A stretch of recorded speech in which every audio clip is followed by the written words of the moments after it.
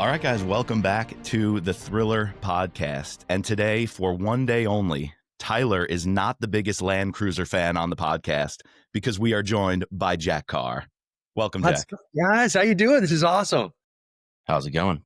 Going great. So how Land Cruisers, what's gosh, I was just in Morocco, so there were Land Cruisers everywhere there filming True Believer. So we just finished True Believer, next season of the Terminal List show.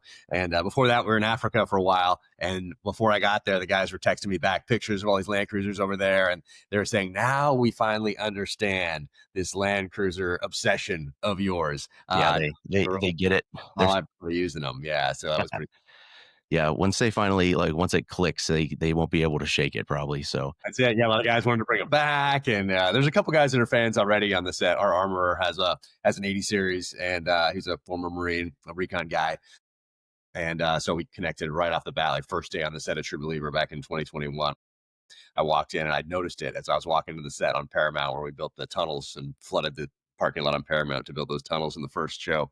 And I noticed this black 80 series out there in the parking lot that was tricked out. I was like, wonder whose that is. And it was the armorer. And yeah, we've been dear friends ever since. Good. I was listening to a couple of your interviews with some authors that you like, and there was one recently. Who was the author that has like the Gabriel series? Gabriel Alon, that's a Daniel Silva. Silva, yep. Yeah, so I noticed at the beginning of yours, you were kind of excited to talk to him and stuff, and I wanted to let you know that's how I am. I'm very excited to talk to you. Lots of influence and stuff, and actually we've met. It was a similar situation. You and I have met a couple of times at book signings and stuff. My cousin is producing for me, and he was with me, and actually he was going to pop up a picture of my my FJ62. Wow, that's beautiful. So I unfortunately had to let it go, but you had a big influence on me getting that I had for years, and especially it being white due to James Reese's in the first novel. So I just wanted to say thanks and show you that at least if you talk about Land Cruisers, I'll know what the jargon is. When Ty got that thing, he couldn't stop talking about it. He was just talking about you and Land Cruisers constantly. Man, I wish you still had it. Like it's like my wife's trying to convince me. She's out here because we just flew in from Paris last night because we were filming in Morocco, met her in Paris, and then just got out here doing some stuff on the East Coast before kickoff book tour. But she's trying to convince me to get rid of one or two of the Land Cruisers that have infiltrated the compound over the last few years. But I won't hear of it. No. I'm just going to add. Breach the gates. No subtraction, But yeah, I still have the one that I drove in the SEAL teams, and it's been kind of modified a bit. Yeah, now. that's the Icon 4x4 done one, right? Yeah, I plan on getting another one, but I want mine from Corsetti. I like their program, and yeah, Corsetti's great. I went out there, sat down with him a while ago, 2021. Actually, we were filming the show, so I went there, got the full tour of the shop, and definitely want one of his as well. He does a great job on all the different ones. I really like his 80 series. He has a great 80 series he has these huge murals of them also on the walls, on these awesome brick walls that he has in the shop. It's really, really cool and such a good dude. But yeah, the one I drove in the SEAL teams was the same color as the one that James Reese uses in the TV show. And but in the book, you're right. I had it white, and I had it white for a certain reason. But then when I got to the show, that Antoine Fuqua said that white cars, and if you think about it, there's only very few shows that stand out, movies and TV shows that have white cars. Miami Vice being one, obviously, for like the color palette of that show. But you don't really think there's not too many others that have white vehicles, unless you like need to make let's say an old Rolls Royce or something stand out for a certain reason. But that like 30 years ago, something like that. Even then, that car would have been 20 years old, something like that. Usually they're silver or gray or something. But the white ones on screen, it doesn't play as well, or it's distracting, or there's some reason that it doesn't really work on television and film. So we switched it to the color that I drive in real life.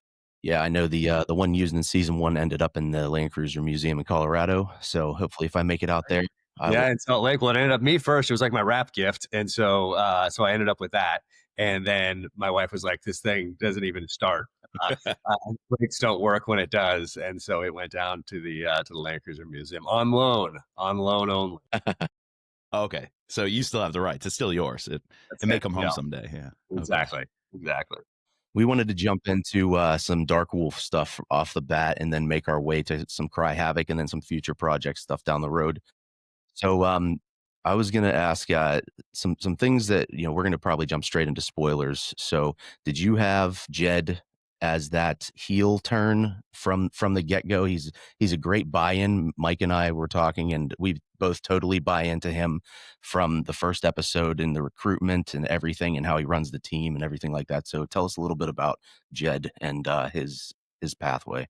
Yeah, Jed Haverford, from the beginning. Yeah, he had the same arc from the very beginning when Dave DiGilio flew out to Park City right after Terminal List came out. So it came out in July of 2022. And a couple weeks after that, the numbers came in with Amazon. It was very clear that they wanted another season, spinoffs, kind of whatever we could give them. And so Chris Pratt called and said, "Hey, why don't we do a Ben Edwards spinoff?" And I had another spinoff in mind, but when Chris Pratt calls you and says, "Let's do this one," you say, "That's a great idea, Chris." And so he called Taylor after that, and Taylor was 100% on board. He loves playing this character, Ben Edwards. And then so Dave DiGilio flew out. My buddy Jared Shaw, who's an actor on the show, plays Boozer, is also now an executive producer and a writer now, and does the technical advising also with a team. So he flew out, and then we zoomed in Max Adams, former Army Ranger, who's number 2 in the writers' room, and went through like what would that look like? What would the start of Ben's pathway towards being able to make the decisions he does in the Terminal List? How would we do that in a first season? And not getting him all the way there yet, because we want more seasons, but having an arc that'll be part of an overarching arc that gets him to that place where the Terminal List kicks off. So we just sat down in my office out there in Park City and started brainstorming and came up with this whole concept. Jed was there from the very beginning. There's some scenes that they made it all the way through. Maybe not necessarily the pitch and the outline. Well, certainly the outline, not the pitch, but the actual outline for the episodes. And then when you get closer to filming, you realize that some things are going to get edited because of just time, and other things are going to get edited because of budget. And then so many other things influence actor availability, and all sorts of things. But so there's a lot of constraints. So there's some other stuff that's like for flashbacks to him to Beirut 1983, Yeah. and to pulling a Seiko watch off his mentor's hand, and that's the one that he wears in the show. But it didn't make it. We couldn't even film. But it was there for the like when we started filming, but then it fell off very very quickly. That's what a lot of people don't realize about the show when you see things online, like, why didn't you do this? Why didn't you do this? It would be awesome if this and that. It's like, there are so many constraints when it kind of like, it's insane that anything actually gets made at all. And even more insane that anything good gets made with all of the constraints in place. And it's just the way it is. So you kind of just do the best you can with what you have, trying to make the best show you possibly can for people who are trusting you with their time. And you just didn't, and you realize that it's art and it's subjective, and you're going to let it out in the world. And nowadays, people are just going to throw, arrows and spears at you, and there's nothing you can do. And everyone's going to have a better idea. Why didn't you do that? Why didn't you do this? But you're just doing the best you can with the budget you have, after availability that you have, time constraints you have. 'Cause you have to tell a story within a 45-minute to an hour arc each episode, and then there have to be an overarching arc throughout that whole season, and everything has to move that plot forward. So it's really interesting project to be involved in, because it's so different than the novels where I can do anything that I want and there are zero constraints. And then it's all on me. If people love it or hate it, there was no actor availability, there was no budgetary constraint, there was no timeline, there was nothing like that. I mean, there's timeline with deadlines, but as you've probably noticed, I blow past those fairly regularly, because it has to be all about the book. I'm not just going to churn something out, get 100,000 words, and turn that thing in because I'm up on a deadline. That's just not how I'm wired. I want to miss a few deadlines here and there along the way, much to the chagrin of my publisher. Well, with stuff that people were like, "Man, why didn't you do this?" I know that in some cases you guys did do things like that. It just gets cut. There's a couple of like my favorite scenes that didn't make the cut in season 1, but I haven't heard you talk a whole lot about stuff that got cut from this season. So is there anything in particular? Like, I really enjoyed the scene in the first season that got cut, where in the finale James goes to do the roll off into the water, and I can't remember if it's on the boat or in the water that the whole team is there. He says, "I'm not alone," and goes in the water. And I think you guys I don't know if it was shot or written that the whole team was with him in the water, basically. Yeah, so there were a couple. Did it just end up being? Because now I have three things that are conflating in my mind. First season, Dark Wolf, and now we're in edits for True Believer. The True first two Believer, yeah. episodes are edited already. So we're there'll be more edits as we go and continue to refine. But right now my head's over in those. But I believe Boozer was there when he goes over the side. Were there two other guys that were also there? Did three of them go over? I thought so. I thought there were others, but I think you had said somewhere where like the entire Bravo team was basically there. Yeah. Now you have extra availability. Can we trust the memories as well? Because they had the unreliable narrator part, so we don't know what we can trust in those flashbacks and memories of who's actually there. And that makes sense for the headspace that he's in at the end of season 1. And the constraints you mentioned, Jack, make a lot of sense. One of my small gripes about the show is I could have used more than 7 episodes. And I'm sure there's a lot of reasons for that. But man, I was hoping for 8, 9, 10. But what's amazing is this season, I think the brilliance of the decision you, the team, and Chris had to go back in time with Ben Edwards actually sets up True Believer in some ways even better than the end of season 1, the Terminalist did. I feel like it was intentional to put in so many nuggets for fans who know and love True Believer that we got a Vic Rodriguez name drop. The polygraph with truthful, conclusive, and deception indicated. Man, what a treat, an absolute treat for the fans of the books. I wonder if you had a hand in pushing the script in that direction, because I know you were a writer credited with the final episode. But it was also genius in that it set up things like Rafe and his Africa connections so well. So anybody who didn't read the books knows these guys going into True Believer and knows the dynamics. Was that all intentional in the writer's room?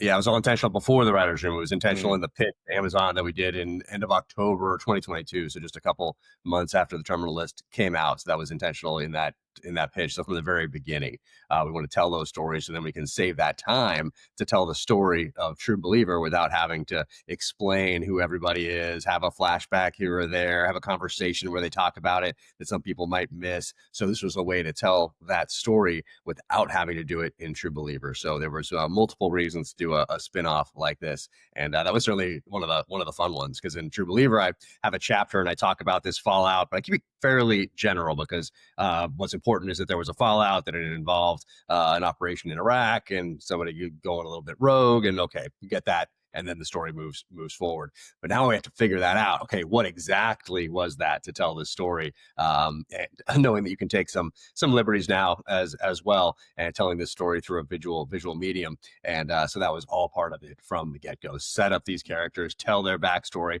get those connections with the audience ahead of time, and then roll right into True Believer, where they have major roles there as well. So, and it was fun. It's discovery along the way.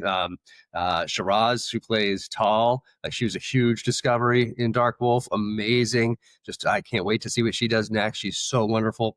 And you probably saw her this isn't a spoiler because they put her in the rap video, the rap WRAP video that came out the other day. Just telling everybody that True Believer's wrapped up, and she's in there. She says, it's a wrap on True Believer season 2 or whatever she says, but she's fantastic. So you find little things like that along the way as well that are surprises that you don't know at the outset when you see a character written in an outline or a character bio, or then you move into the scripts even, and then even when you cast someone, you're not 100% sure what they're going to bring to the role, and then somebody like Shiraz steps in and just crushes it. Then you're like, okay, well, how do we do a Shiraz Mo spinoff, like that. You're like, how do we do this? That'd be an amazing story to tell, and I have a whole pitch for that ready to go. And so, there's always discoveries like that. Rich Hastings, I'm not sure we can say, you saw his back in the rap video for True Believers. You don't see his face yet, so I won't say who it is. You can probably guess, but amazing, incredible. And I would love to tell that story, and whether it's through television or it's through some books, maybe novellas, maybe short stories, maybe audio only novellas, like that sort of thing. Like, I have a whole plan to explore all these characters that are interesting to me as well, and have interesting backstories that span generations as well, contemporary 60s, 70s, 80s time frame, and then 30s, 40s, 50s, 60s time frame. So I have 3 generations now that I'm focused on from 2 different family lineages, Reese's side and the Hastings side. So there's a lot to work with. Wow. And you're talking about casting. I think one of the standouts was Mo. Tyler and I were talking on our review of episodes 6 and 7, how he tells a whole dialogue with his face. He can have the camera on him for 1 second, and he tells a whole story of his personhood, his background. his passion for country. I just think he was a standout of the show, which surprised me. And again, that's a great tie into True Believer. Mo was just a standout this season. Standout. Yeah, Mozart and Dar is such a great guy. Everybody became such great friends over the course of the 7-8 months that it took to film this. And Dar's amazing. And I would have been at his wedding, but I was at UFC for the show. So Tom Hopper went. But everybody's such good friends. Everybody just wants to hang out and do more shows together because it was such a wonderful experience and different than a lot of them have had in Hollywood thus far. And that's something that's repeatedly told to me over and over from everybody from hair and makeup to armorers to stunts to, I mean, every single department on set tells me how different it is to work on these shows. And that's Chris Pratt, it's Antoine Fuqua, it's David DiGilio, every day setting the tone up here that really allows everybody to bring their A game, because over the course of 7-8 months, like, life is going to happen to people. This isn't just a quick, like, couple week thing. This is a long time, and you're away from home. You're in this case, you're in South Africa, you're in Toronto, and you're in Morocco, and life's going to happen. Maybe a parent is going to pass away. A child's going to be born. A kid's going to go to boot camp. You're going to get married, divorced. All sorts of things are going to happen. And Dave DiGilio, in particular, takes care of each and every person on set. And so they just come up to me and make sure they let me know how much they appreciate it. So everybody wants to keep working together. So we'll see. Things can go off the rail at any given time. You always keep that in mind as well. But right now things are looking pretty good. Hopefully that means more seasons or more movies in the future with the cast together. Hope so. What else? I noticed that Jed had a Walther PPK in a scene, and I was curious as to how the show writing and the book writing influence each other. So you just did your 7th novel, Walther PPK shows up in there. I didn't know if Jed having that pistol is from that influence. Same with like when Reese finds his dad's shotgun in the back of the Wagoneer, and then I'm guessing you had written for the show shortly after, and then Ben has a shotgun. So I was curious how they influence each other and bounce back and forth. Yeah, well, the Ben having one was different, is that we wanted to differentiate his character from Reese. So that didn't come from the books. That was like, hey, how do we differentiate these guys visually, as well as just through their actions? So visually, a shotgun, that's different than 2 guys with ARs running through this compound. And so that really became his thing. And actually, there were sequences that didn't make it into the show that are great in the writer's room, but when it comes up against budgets, it turns into a hard no. And that's happened every time so far. It's probably always gonna happen. But yeah, there was a shotgun scene in Dark Wolf that didn't make it. We'll see. But then you tuck it away for the future, and I tuck them away for future books or for future TV shows. They just go in the file for sure. We got the Winkler though. The Winkler made its way in. No way you're cutting that. And I get James Reese back in. Reintroduce him with the Winkler. So great that cameo. Was cool. And nice, there it is. Nice. Amazing. Look at our gearhead. So not only is he the Land Cruiser guy of the pod, he's also the gearhead of the pod. So fantastic. Right up the alley for our Jack Carr fans out there. Fantastic. Yeah, the uses in the first season is framed in my office in a frame. Jared Shaw got it for me from the first season and framed it and sent it to me. So that's on the wall just as you walk into my library. It might be off shot, but I have a True Believer, The Accidental Gorilla, and Once an Eagle off the table next to me. Nice. And, did you see Once an Eagle went to number 2 on Amazon after the show? It was wow. I did notice that. It also doubles great as a doorstop too, because it's it does. Yeah, blunt impact weapon, doorstop. Yes.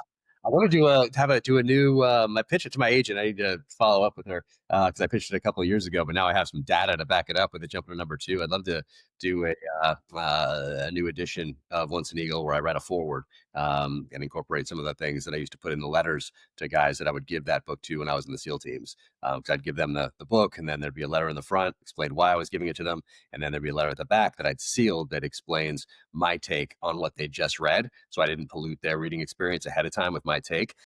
So I want to incorporate some of those things into a forward, or maybe a forward and an afterward, that kind of replicate some of the things that I talked about in the letters that I gave guys in the teams, but for a broader audience, a more general audience. So I would love to do that at some point, but we'll see. I need to get on a call with my agent.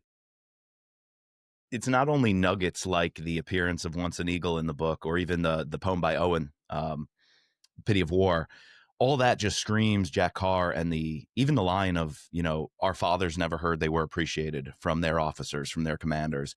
And so James doing that, putting it in the show, I think humanizes him, humanizes the relationships. And as an outsider who never served, I just know like guys like you on the downrange on the front lines probably need that and thrive on that. And one little subtle way that happened was when Ben calls Reese right before his last stand, let's say. We called it on our review the Skyfall scene, right before his Skyfall last stand. He even says to him, like, brother, you don't have to carry this alone. And I feel like a lesser show that didn't know the mentality of the brotherhood might say, where are you? I'm coming to get you. And Reese did come to get him, but that was only thanks to Mo tipping them off and Tal and what she did behind the scenes. So it really took that team to save the day at the end. But when Reese says, brother, you don't have to carry this alone, it was such a different, refreshing style of writing. I feel like over and over the writer's room, whether you were involved, David, Jared was involved, or anyone else, they captured what it means to tell a Jack Carr story through and through. So how was it trusting the guys to write a script that's your universe, but not from the books? Because I feel like they just absolutely nailed everything that makes a Jack Carr story a Jack Carr story. Yeah, I mean, there's certainly a lot of trust in there, and we have an amazing team right now. And the Owen poem, the poetry is in the pity. That one came from Max Adams, Army Ranger. He incorporated that in for that episode 3, maybe. And that's amazing. I have that book of poems now, right next to me, because I wanted to write a novelization of this show. I didn't get a chance to do it because I was so involved in this, which took a lot longer than I thought for Cry Havoc. I didn't realize it was going to take as long as it did. So my novelization plans got derailed, unfortunately. But I have a new plan to still do it if I can get organized here over the next couple years. But yeah, I mean, the writer's room is amazing. You have Max in there, you have Jared in there, you have Dave DiGilio in there every day. But even before that, we write this one's co-created by me and Dave DiGilio, and we write that whole pitch. We do that whole outline for the entire season before the writer's room even gets together. So we've broken down the episodes at that point, and then you kind of take what you have and you give that to the writer's room so you get some more brain power into that. Like, what about this? What about this? What about this? And at that point, I'm off writing the books, and they're doing that. And every day, I'm getting a report at the end of the day of everything that was talked about and everything that was changed. And then I dive in at night and give my notes back on that. And so you go through the whole season that way until you get to the episodes, and then those come in the same way.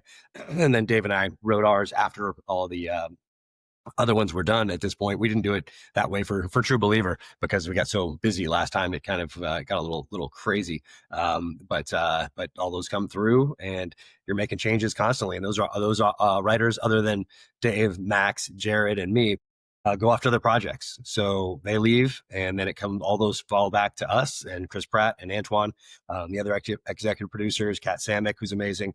And those come back to us, and we keep evolving those all throughout the entire season. Then they don't stay static. And it's not like this actor has to say exactly what's here, because now they're getting to know these characters and they're humanizing them and elevating them from what's written on the page through their performances. So it's got to be a living document, and it's got to evolve and got to get better. And there's no egos. That's the best part of this team. There are no egos, no matter whose idea it was. Whatever idea is the best, that one wins every time. But some of the things I wish we could, time wise or budget wise, I wish we could, wish those weren't constraints, but they are. So that's just how it goes. We talked a little bit about the B-roll, what's on the cutting room floor.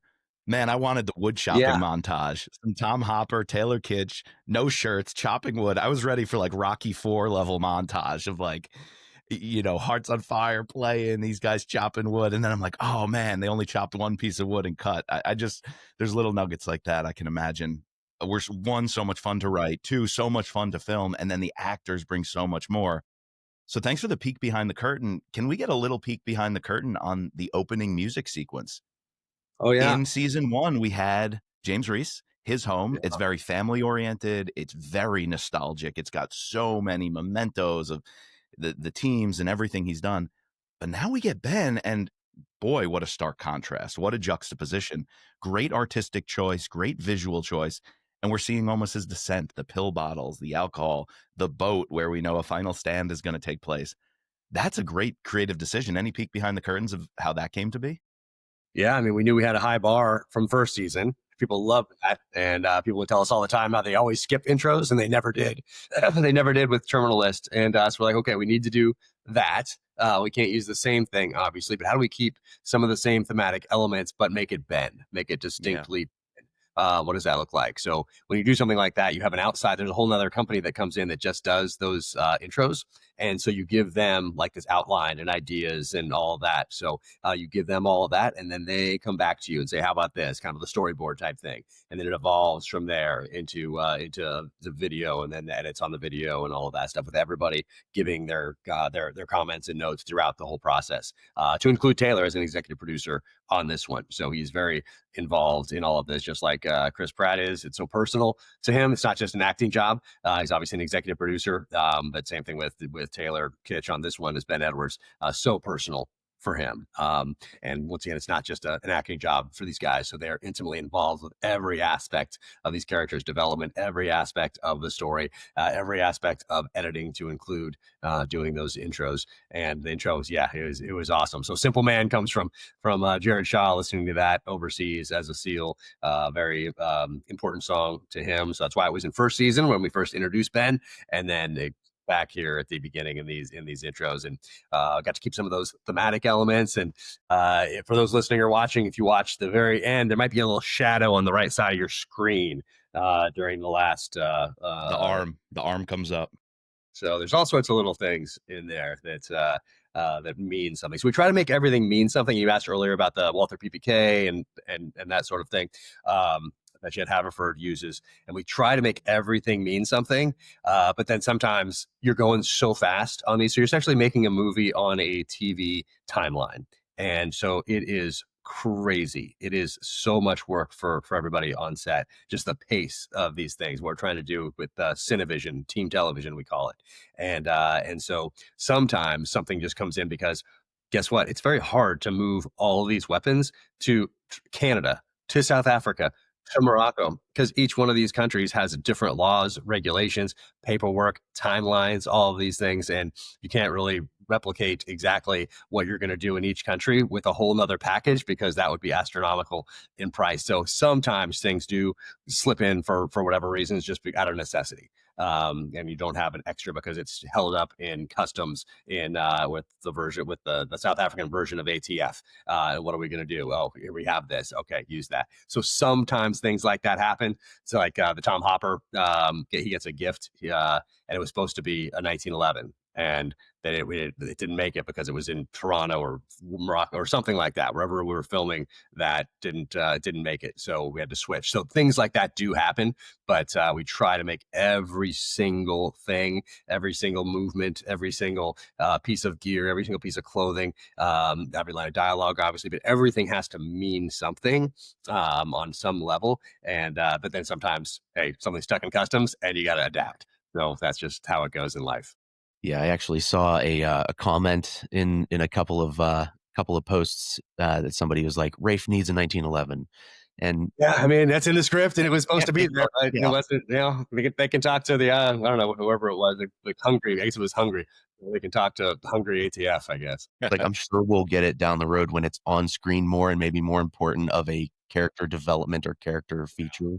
Yeah, but it was supposed to be there, but once again, and then of course the whole world can now point it out. So thank you, everybody. The internet comments are never going to stop. You know that. Crazy but almost pop. all positive for this show. I feel like It's really you crazy. mentioned the numbers. Yeah, the numbers from Amazon were real positive on season 1.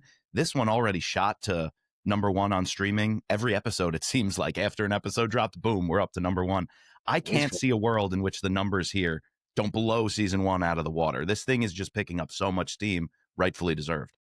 Yeah, it's interesting because season 1 dropped to binge, and this drops 1 a week. So you're not comparing apples and apples. So it's interesting to do you can't really do a direct comparison, unfortunately, because I would have liked that too. It would have been really interesting too. And you have one less hour, multiplied around for every viewer. So it's not exactly right. But had it been 8 episodes and had it all dropped bingeable, then you'd be able to more directly compare.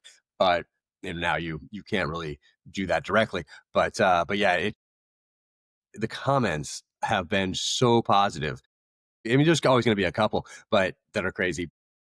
98, I would say, % in looking at them like that. I was not expecting that. I was expecting, kind of like more positive, but I've never seen any show, not just of, Terminalist universe. I've never seen any show or book get as many positive comments on the social channels as I've seen for Dark Wolf. It's really astounding. And then Tom Hopper, I think it's 100% across the board on Tom Hopper. Oh, as yeah.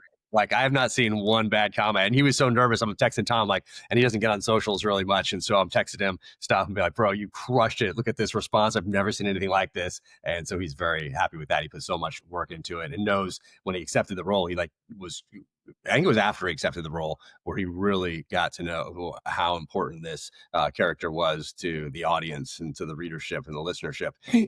So he was oh my gosh, what have I taken on here? Can I do this type of a thing? And then he came in and crushed it. And it was so awesome to see, because also he's such a great dude. And we all ride motorcycles and hang out. And we got to working out together in Budapest. And we just really got to know each other. And he's such a great guy. So I can't wait for people to see him in True Believer, because his character's on a journey as well. And he's in this kind of flux state. We kind of made him, and not exactly from the book True Believer, because in the book, he's only kind of in it more at the end.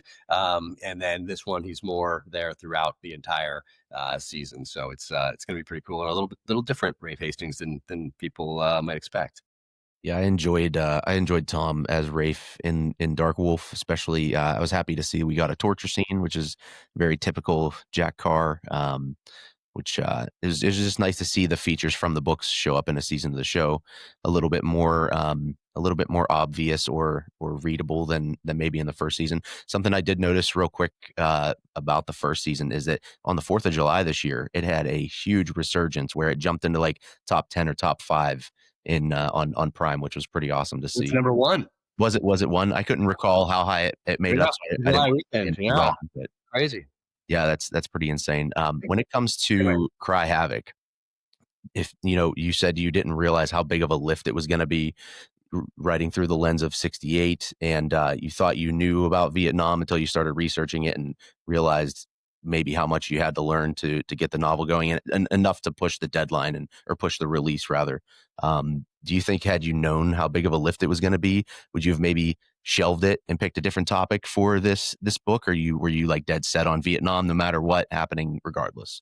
Yeah, no, I would have started earlier. I would have, it's just so crazy. There's so much going on right now. So I'm doing the best I can as far as arranging my day and juggling things and all the rest. But I need to do a better job at that for sure.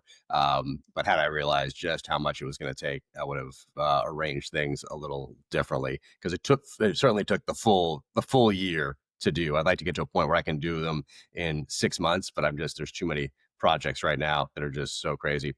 And jumping back real quick, maybe it was top 10 for Terminal List on 4th of July weekend. I can't remember. Things are conflating in my mind as well right now. Oh, and I have coffee being delivered. Thank you. Amazing. Nice. Yeah, early morning pod for people who didn't realize I had the coffee here. I'm glad you're joining the coffee crew. Amazing. Thank you. But Cry Havoc, can I ask you something? Because it needs no introduction, the Jack Carr, or needs no plug, the Jack Carr channel. You released more than just the prologue this time on your podcast, a preview for Cry Havoc. So even before the publication date, you guys can go listen to a big chunk of it. And I was so glad about that, because sometimes these previews give you so little, and it's like, I just wanted a little bit more. But no, we get full on the ground in Southeast Asia. You are a master of painting a setting. What was it like totally writing a different setting time-wise, but also geographic-wise? Because I don't remember too much of Reese in Asia, particularly Southeast Asia. So you nailed it in that intro. I just read 3 chapters of it, or heard Ray Porter, amazing, read 3 chapters of it. It might be the number 1 Jack Carr book that I need more of. Like, I can't put down. What was that like? Thank you. It was crazy. And I thought I knew a lot about Vietnam going into this, just academic standpoint, pop culturally.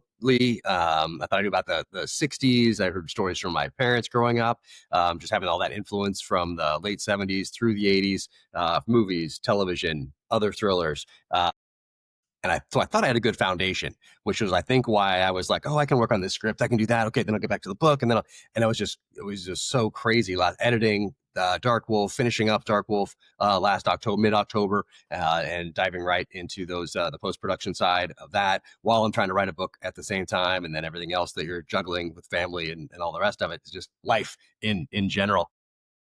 But I wanted to write this book through the lens of 1968. I didn't want to just say they're listening to Creedence Clearwater Revival and say it's 1968 and then have essentially a contemporary thriller just without cell phones set in Southeast Asia in 1968. Like, that was not going to do it for me. I wanted to transport people back to 1968. I wanted this to be a time machine. I didn't want to write something with the benefit of 50 plus years of hindsight. I wanted every character to only bring their life experience up until 1968 to a particular line of dialogue, to a perspective on a situation or an event. That means that if there was a doctor that I have in this book from it was in Paris during World War II, well, what would make him leave and end up in Saigon? And how would he get to Saigon? What's going on in the world that would have impacted him and made him work for a foreign intelligence service there?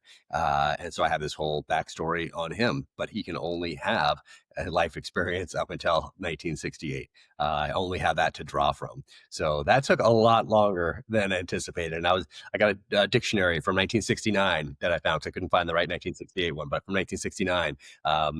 And I had maps from the 60s. I have books from like pamphlets that the military would make back then, kind of like to give to soldiers before they would go overseas, like customs and culture of the Montagnard tribes and that sort of a thing. So I wanted to make sure that all the gear was period specific and correct. And if I wanted to fudge something a little bit, I talk about it in the author's note at the end. Like there's a couple, there's a specific pistol that comes in to play at the end that probably wasn't there in 1968, but I talk about it like, oh, maybe it was this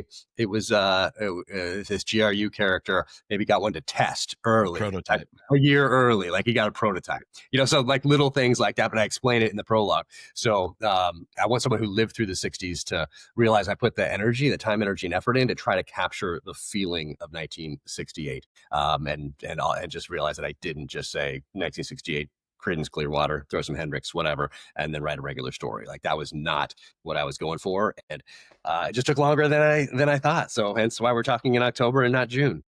Yeah. Can I ask about that decision to go back and tell the Tom Rees story? One, I think it was perfectly timed where we were in the James Rees saga to do that. But the seeds were planted so much earlier, in that we had the little clues of the gun case, like Ty mentioned in the Wagoneer. We had the watch, right? Going back to, we first hear about it probably in the Terminal List. And right here, there it is. Yeah. Did you feel like the creative muse was speaking to you the whole term you were writing this project, of like Tom Rees as this ever-present backdrop that needs to pop up? Because in The Blood, I think he was making more apparitions to James, or more things coming up, or Only the Dead, when we get the dock scene. We actually see him and the Poe estate, right? So it was books ago you were really planting seeds and developing a world in which Tom Rees lived. Was that just a creative muse, like you knew you had to go in that direction? What really took you in the Tom Rees direction, start to finish?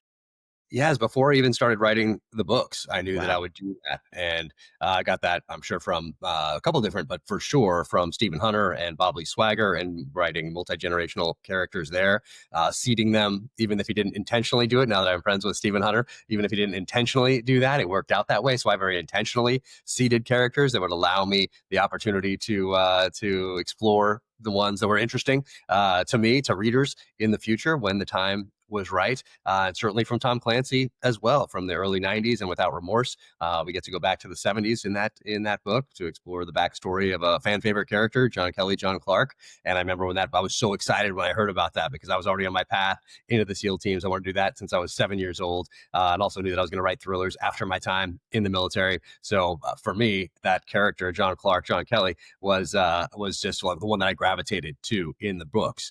He starts in Cardinal of the Kremlin, I think he's introduced. And certainly Clear and Present Danger. But then to find out, however I did at the time, probably through Entertainment Weekly or something like that, with a little tiny blurb on the side that says, hey, Without Remorse is coming out, and it explores his backstory. It was probably something like that is where I found out about it. And then being so excited for that book to come out. And then that one, up at the time, it only takes you back, about 15, 20 years, maybe a tiny bit more. And so now I'm a little farther removed from that, but something similar. I wanted to do that. So it was very intentional from the outset. And after I finished Red Sky Morning, I just knew it was the right time to do that. And now I go back to James Reese and figure out, well, how do I bring him back into the fold after he's had such a complete arc that ends in that book 7. That's authentic, that's real to the reader. It's not disingenuous, like, oh, I'm just going to pick him up, so I need to write some more books with James Reese. It can never be that way. And I know we've all read books that just get to 100,000 words and a wrap up, or someone's like, I feel like I've read this one before by this author because it's book 20 at the same person. I want to avoid that as much as I possibly can. I'm very aware that that can happen. I never want this to turn into a business. I'm very entrepreneurial in nature, but I'm not a businessman. And I want to make sure that I'm always writing the best story I possibly can. And yeah, that is because people are trusting me with time. They're never going to get back. But I don't write it for them. I write it for the story. And that's very different, I think, because I'm not chasing a headline. I'm not worried about writing something that's going to offend someone. I'm not doing any of that. I'm not worried about, are long chapters not in anymore? Are people like shorter ones? No, none of that ever. The chapter takes as long as that chapter takes. It can be very long or very short. Doesn't matter. The story dictates every time. And that's the way that I honor that reader and that listener that's going to spend this time that they're never going to get back. So that's something I really think about, but it's never about, I want to write this for the fans. I want to write this because they'll like this, or I think this is short chapters work better now. Never, ever, ever. It is always 100% the story out of respect for that audience. With Cry Havoc, I didn't get an advance copy or anything, so I'm not aware, but do you... David Brown didn't send you an advance copy? We'll get on to text him immediately. He sent it to Mike, the podcast. Yeah, I got the one, but we got to hook Ty up next time. Yeah, David, Mike has David, it. You're listening to this, which I know you will. Come on. If I can be a beggar and a chooser, I would request a publication box. However, I gotta see how many I have left. I had to sign those before I left. I've been on the road for almost a month now. Wow. Go to Paris to East Coast stop, and it's directly into book tour. So hopefully going to give my wife one of my pieces of luggage to take home as I go to book tour here, so I can whittle things down a bit. But I had to sign all those before I left. So I'll see what we can do. I know we'll probably see the Rolex stuff and some Hatchet Squadron and maybe where the Tomahawk comes from. Mine's an Omega today, so nice, love it. Yeah, it's the No Time to Die one. But nice. I have that one at home too. It's a great watch. Love that. It's fantastic. But do we see anything from Tom's father? Any breadcrumbs laid for Tom's father? I know he's a World War II veteran. I know your grandfather was a World War II veteran who passed away during the war. I can't remember what aircraft was he in? Corsair. So the one that had the gold wings that would go like this, and they folded up like that. Put them on aircraft carriers. Or the show called The Black Sheep Squadron came out in the late 70s. I watched it in syndication with my dad in the early 80s about Pappy Boynton, played by Robert Conrad back then. I just loved that show. So very naturally. So you probably seen in Dark Wolf also, there's a compass in Dark Wolf, a Waltham compass that is there from Vietnam, from Reese's dad, that he gives to Tom Hopper's character Rafe around this fire scene. It's a scene that I love in Dark Wolf.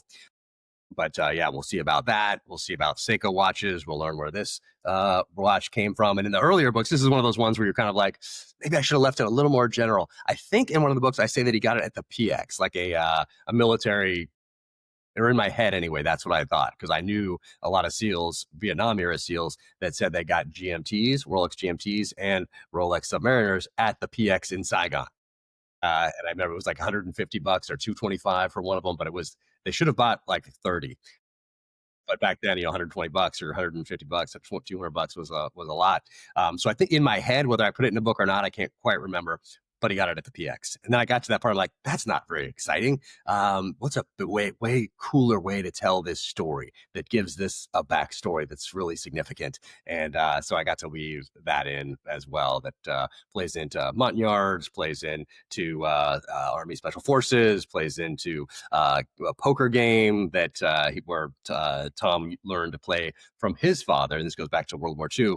Because I thought, okay, I've done this with James Reese. I've planted some seeds. Well, what was the relationship like between Tom Reese, Vietnam, and Thomas Reese, his dad in World War II.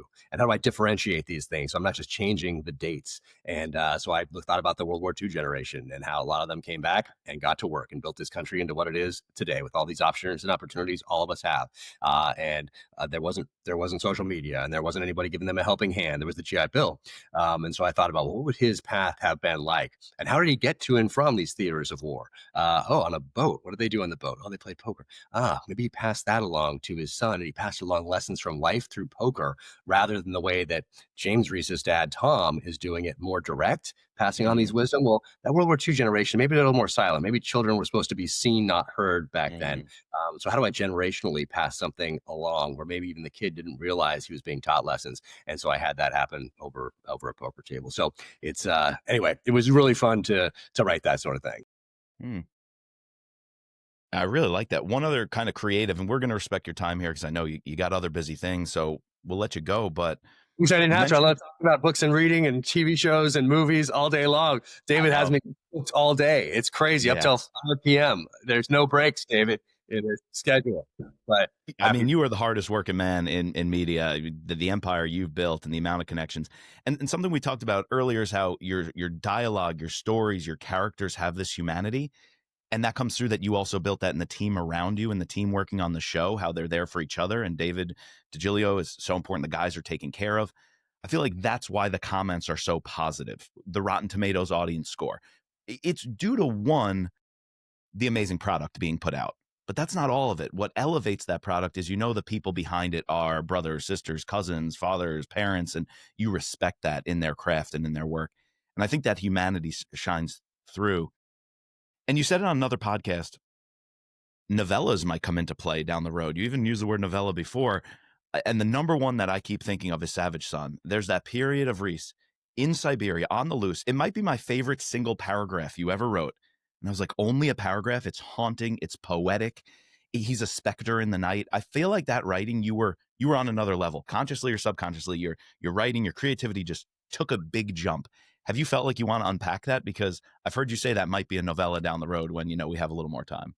Yes, it is on my list. I have a strategic plan that I keep adding to. It's this living document that I have, and that's been in there for a while. But you're right, I got to that, and in the outline there was for Savage Son. And I've done every book the same way thus far, with a title, with a theme, with an executive summary, where that I read and ask myself, is this worth the next year and a half of my life? And then read it again and say, if someone was walked by Hudson News, would this be worth them spending time in the pages that they're never going to get back? And if the answer is yes and yes, then that's the project.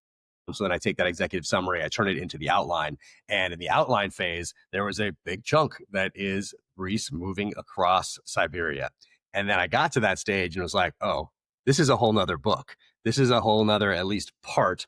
And it doesn't really fit with the story. It doesn't move this plot forward. It moves the character forward and develops that character. But it is a very significant chunk that is only going to do that and not move this story forward that people have been invested in, that I've been invested in. And so it just very naturally became this poetic chapter that I loved writing. Yeah. And that was so much fun to do because it was different than the other chapters. But I needed it to be different because it had to take the place of an entire part that is now not going to be there. So once again, it's not something that I wrote and said, this is not gonna fit here. I got to that part and it was very clear that it was not going to work. And so I made a little note to myself that, hey, maybe go back and do novella, maybe do another book, maybe do a short story, maybe do an audio only. Maybe there's options today for that when I can figure out my schedule and time. But very perceptive. That is on my list. And oftentimes my outlines don't guide the entire, I mean, they guide, but it is not written in stone. Like we're spoilers here, right? We said spoilers at the beginning. Of course, yeah. So we are in the outline for True Believer, Freddie lives. And Freddie was living all the way up until I got to that part in Odessa. And I put Odessa in there because I'd been to Odessa in 1993. I remembered it. Same thing with Morocco. I'd been to Morocco. I traveled through there before I went in the military because I wanted that world travel experience that was that my parents had essentially in the 60s before I joined this thing called the military, where I was going to have essentially no rights for however long I was going to be in there, no freedom essentially. That's how I viewed it at the time. Anyway. So that's how Morocco got in there. I remember the sights, the sounds, the smells. Same thing with Odessa. I'd been in the catacombs that they used in World War II there. So I remember were there, and I'd been there personally. So I remember the smells. I remember how it felt in there. So I got to work all that stuff into the novel. So point being, the outlines, things do change in those outlines. And just like in Devil's Hand, those two guys that surveil Reese around in the van in the Devil's Hand, those guys were 100% going to die. It wasn't even a question. And then I put them in conversation with one another throughout the book, and I got to like them. And by the time I got to the part in the outline where Reese is supposed to kill them, no, I couldn't kill those guys. They were too, I'd gotten to know them too well. They were a little bit goofy. They weren't the brightest, or at least one of them wasn't. But I liked them, and so I ended up not killing them. So things do morph and change. The outlines are just a guide, but I find them helpful. I like to know where I'm going. And that fits Reese, though. Like you said, you only write in universe. You having that idea is also Reese's idea. Like, you're inhabiting him. So yeah, thank you for writing in universe, because that makes a better product for the fans instead of pandering to some external political nonsense, Yeah, no, so that's not good. That's not going to happen. It's not in me. Appreciate that. And we appreciate you spending the time with us. So thanks so much for coming on. We didn't get to talk too much Mitch Rapp. Years ago when we first spoke, we waxed poetic about Mitch Rapp and Vince Flynn, but we're getting new Mitch Rapp Lives, the third book in the American Assassin trilogy. So maybe we'll talk to you at some point about what you thought of that, because I know you're also a big fan. Huge fan. I have all the Vince Flynn, Mitch Rapps. I have the first editions to include the first two Term Limits first editions, one he published on his own, and then the one that Emily Bessler does through Atria. So I have all those signed and in my library, and they have the honored position up there. Now I'm collecting all those books that were so influential to me growing up. And just in the couple minutes we have left, another thing people might find interesting to this one is that it was also inspired by authors in the past. And for me, I feel so fortunate that I got to grow up reading these guys, that I got to grow up reading the Clancys and the DeMilles and the Morells when they were contemporary thrillers in the 80s. Now they take you back, if you're to read them, take you back to the 80s in many cases there. But this one in particular, I thought, I want to do something a little different with Cry Havoc. I want to take an espionage story, which I haven't really done before, and drop that into the heart of the Vietnam War, specifically the heart of Saigon, specifically in 1968, which was the bloodiest year of the war. So how do I do that? And I thought, no one's really done this for a long time. And I don't know how many people in my readership have read The Quiet American by Graham Greene, or have read Tears of Autumn, even though I've referenced it many times in the past, by Charles McCary. That was 1974. The Quiet American was 1955. And then The Honorable Schoolboy by John le Carré, which was 1977.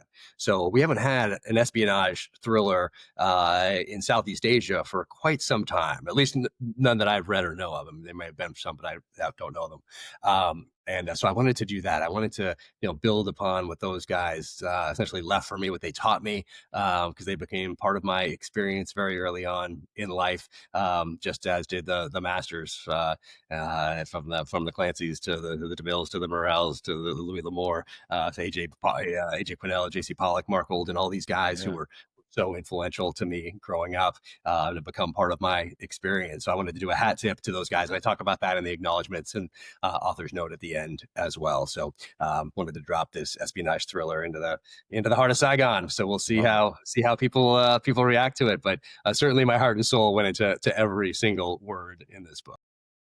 Louis L'Amour, last of the breed for that Siberia scene. I mean, look I wish they made that a movie. Well, Yeah. I wish they made that a movie in the 80s. That would have been amazing. I'm like, it was perfect timing too. People are coming off the summer of Rambo in 1985, and then you get, I think the Last of the Breed was maybe 86, I think paperback maybe 87. Anyway, it's in that time frame right there. And oh my gosh, that would have been so. You could relive it with James Reese. Very different take on it, but you give a nod, give an homage. It's definitely inspired, and I'll definitely talk about that in the author's note in the acknowledgments, and tip my hat to Louis L'Amour and that book in particular, Last of the Breed. Thanks so much, Jack. We appreciate you taking the time. It's always a blast. Really enjoyed it. Yeah, thanks for all you guys do. Appreciate everything. I always love talking books and movies with you guys. So anytime. Much appreciated. You guys take care.